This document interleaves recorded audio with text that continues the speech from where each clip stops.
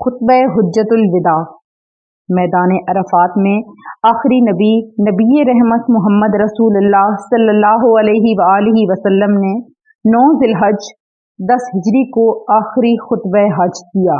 آئیے اس خطبے کے اہم نکات کو دہرا لیں، کیونکہ ہمارے نبی نے کہا تھا میری ان باتوں کو دوسروں تک پہنچائیں۔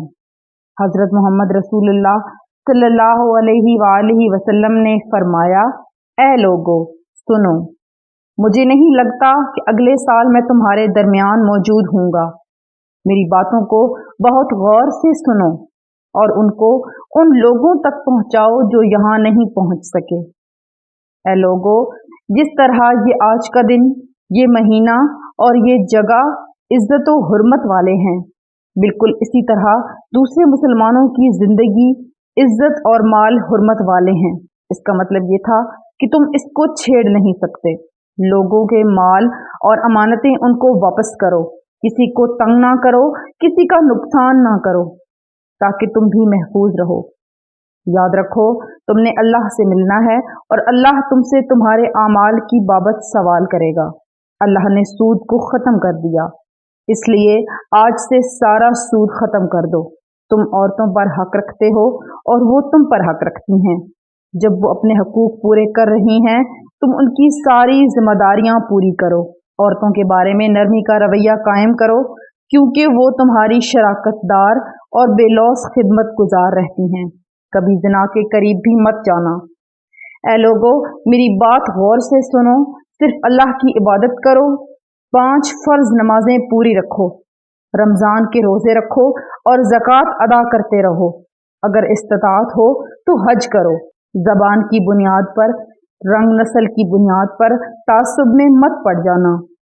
کالے کو گورے پر اور گورے کو کالے پر، عربی کو اجمی پر اور اجمی کو عربی پر کوئی فوقیت حاصل نہیں۔ ہر مسلمان دوسرے مسلمان کا بھائی ہے۔ تم سب اللہ کی نظر میں برابر ہو۔ برتری صرف تقویٰ کی وجہ سے ہے۔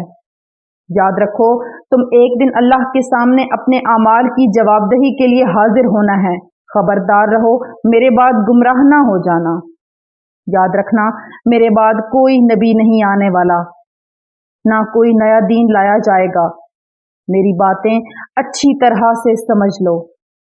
میں تمہارے لیے 2 چیزیں چھوڑ کر جا رہا ہوں، قرآن اور میری سنت۔ اگر تم نے ان کی پیروی کی تو کبھی گمراہ نہیں ہوگے۔